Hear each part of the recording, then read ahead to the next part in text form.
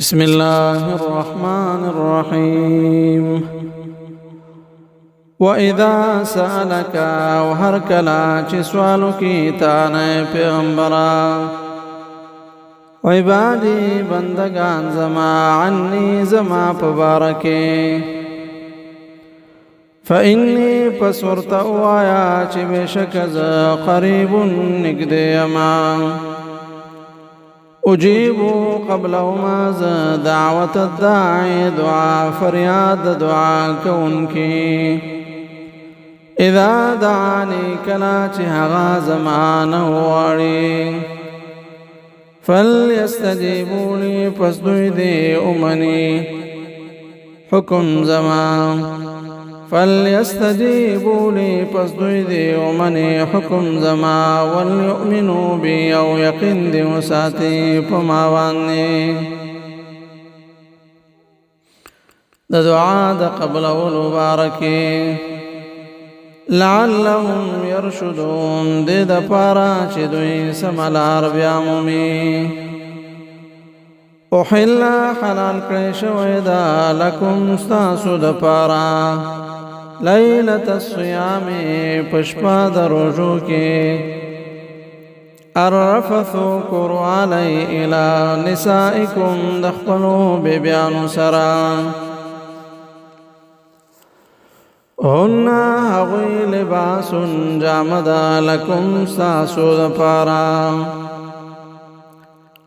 وانتم لباس لهن او تاسو جامع دا هغوی دا پارا یعنی بیبیان استاسو دا پارا پرده او تاسو دا هغوی دا پارا پرده علم الله پوهو اللہ پاک انکم چی بشک تاسو با کنتم تختانونا خیانت یعنی نقصان کڑی ویوا انفسکم دزانونو خپلو سرا فتابا علیکم پس مہربانی وکا اللہ پاک تاسو باندے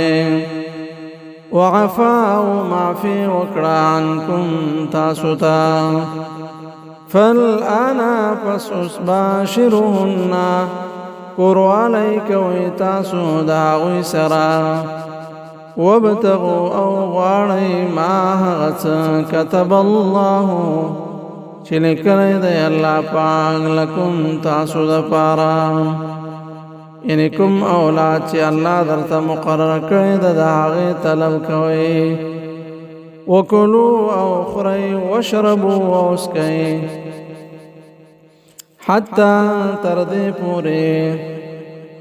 یتبینا چکارشی لکم تاسو تا الخيط الأبيض وغتار سبن من الخيط الأسود إذا غتار تورنا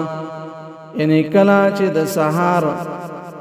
فجر خکارشی او سپن رنا د تیرونا بیلشی پا دی وقت کی روز شروع کی من الفجر د سبانا ثم اتمو بیا پورکوی روجا الصيام روجا الى الليل ترشبی پوری ولا تباشروهن ومکوی تاسو نزدیکت خپلو بیبیانو تا وانتم پدا سے حال کی چه تاسو عاکفون اعتکاف کون کی فی المساجد و جماعتنو کی تلکا حدود اللہ دغا حدن دی دا اللہ دا پولی دا اللہ دی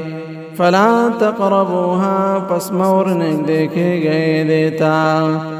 کذالکا دغرنگی یبین اللہ بیانوی اللہ پاک آیاته آیات نخبل